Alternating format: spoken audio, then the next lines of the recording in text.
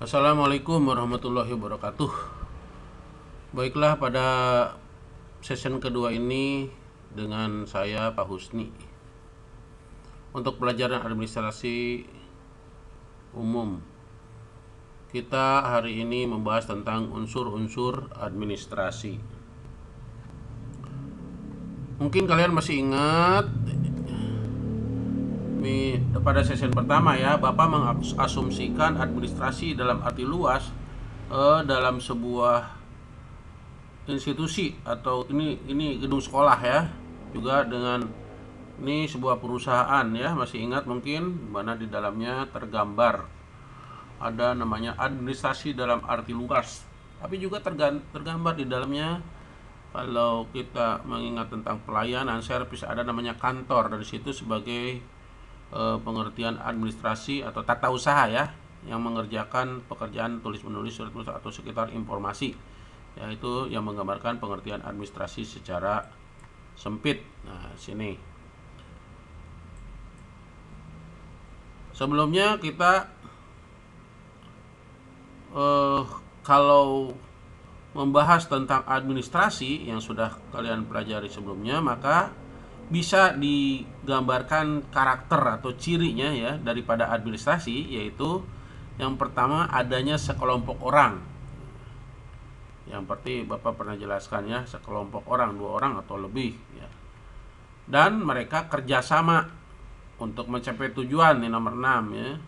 Pertama, karakternya itu satu, cirinya adanya sekelompok orang, 2 adanya kerjasama, yang ketiga ada proses. Nah, seperti tadi Bapak bilang, ada komando, mengomandoi, bagi tugas dan lain sebagainya, kemudian koordinasi, saling berkomunikasi, itu adalah proses ya, agar tujuan bisa tercapai dengan baik ya, usaha berkesinambungan.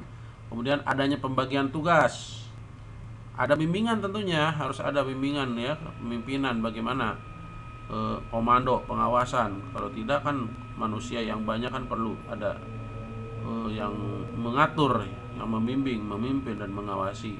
Terakhir di sini nomor tujuan ya, ingat, satu adanya sekelompok orang, 2 adanya kerjasama, 3 adanya proses atau usaha, 4 adanya pembagian tugas, 5 adanya bimbingan, kepemimpinan dan pengawasan, 6 adanya tujuan. Itulah ciri atau karakter daripada administrasi. Baik, kita lanjut ya kepada unsur-unsur administrasi. Menurut T. Lianggi di sini ya, ada 8 unsur yang harus ada di dalam administrasi. Kalau Bapak singkat nih, OMK3 PTP. Nah, kalau tidak ada salah satu, ya mungkin sekolah tadi perjalanan mencapai tujuannya ya nggak jadi, gitu, nggak bisa. Jadi harus ada ke-8-8-nya ini. Yang pertama yaitu organisasi. Ya, harus ada organisasi, harus ada wadahnya, harus ada tempatnya. Kemudian Bapak pernah bilang struktur organisasi itu harus ada strukturnya.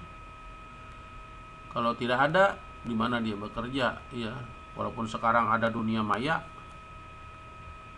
tetap harus ada tempatnya secara status hukum gitu. Mungkin portal juga ada portalnya. Kemudian manajemen, memanage itu istilahnya mengatur ya. Jadi tadi di dalam karakternya aja, cirinya ada yang memimpin, harus ada yang memanage, mengatur, bahkan ada yang manajer. Nah, itu artinya manajer mereka harus memanage, mengatur, merencanakan dan sebagainya. Harus ada manajemen, pengaturan. Nah, komunikasi jelas di antara mereka kan harus koordinasi, harus kerjasama. Nah, kalau ada tadi bilang langsung jongkok begitu aja, nggak ngomong-ngomong, repot dong kan istilahnya.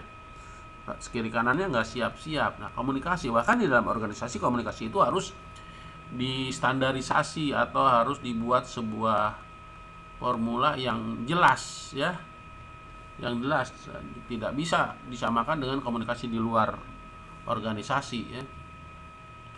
Manggil temen kalau di kantor beda lagi, padahal temennya itu sudah pangkatnya sudah di atas, nggak bisa.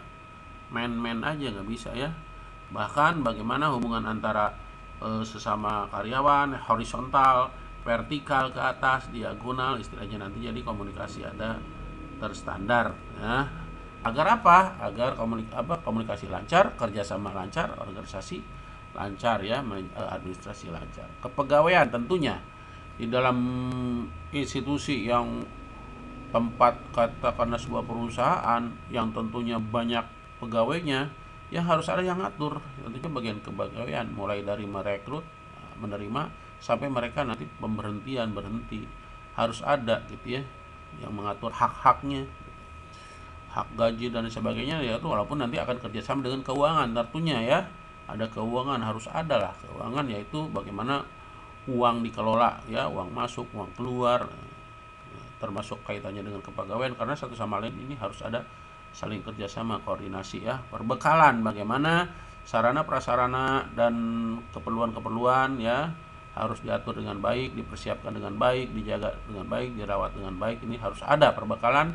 Kemudian tata usaha, nah itu ya, ini seperti sebelumnya dijelaskan ya, makanya di dalam administrasi secara luas. Kemudian ini yang ke-8 ini salah satunya ada administrasi, dalam arti sampai di sini tata usaha harus ada ya. Ada salah satu unsur yang harus ada, yaitu harus ada kepengurusan informasi ya, surat menyurat, tata kelola datanya harus ada, yaitu bagian tata usaha. Yang ke-8 yaitu public relation. Apa itu public relation? Di situ adalah bagaimana komunikasi ke dalam dan keluar itu harus di backup dengan baik ya. Komunikasi ke dalam dan keluar itu harus di backup dengan baik, harus ditata dengan baik, dirawat dengan baik, agar image perusahaan juga bisa menjadi baik di mata para karyawan maupun di mata klien di luar ya, di klien.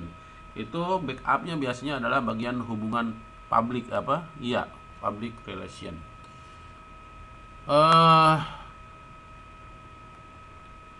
Lebih jelasnya bisa ya di sini apa yang organisasi harus ada ya. Yang pertama di sini kegiatan tempat organisasi itu wadah ya, tempat di mana kegiatan administrasi dilakukan.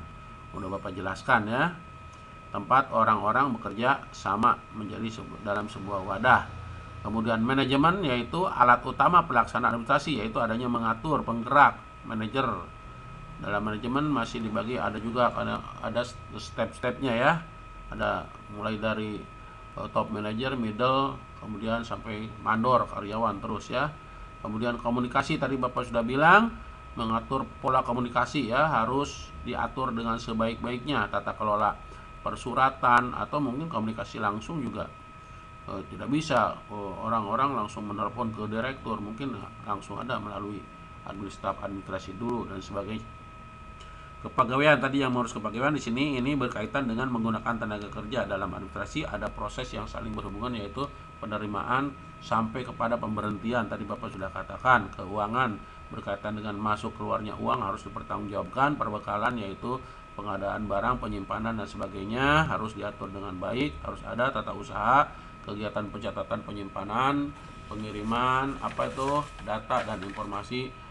Terakhir yaitu public relation, yaitu yang menciptakan peraturan bagaimana hubungan dengan masyarakat, terutama konsumen. Kadang-kadang perlu ada corong informasi keluar ya, supaya nama perusahaan bisa punya image yang baik. Mungkin sampai di sini dulu tentang pengertian bukan pengertian ya, materi tentang unsur-unsur. Apa itu unsur-unsur? Yaitu sesuatu yang harus ada, unsur-unsur ya. Nah, jadi administrasi harus ada 8 unsur ini. Tapi sebelumnya juga Bapak sampaikan tentang karakter ya. 1 karakter administrasi, yang kedua unsur-unsur administrasi. Tolong dicamkan, diingat ya. Kemudian nanti masuk dalam sesi tanya jawab. Sekian dulu, ini pertemuan yang kedua dari saya. Terima kasih. Mengingat durasi ya. Assalamualaikum warahmatullahi wabarakatuh.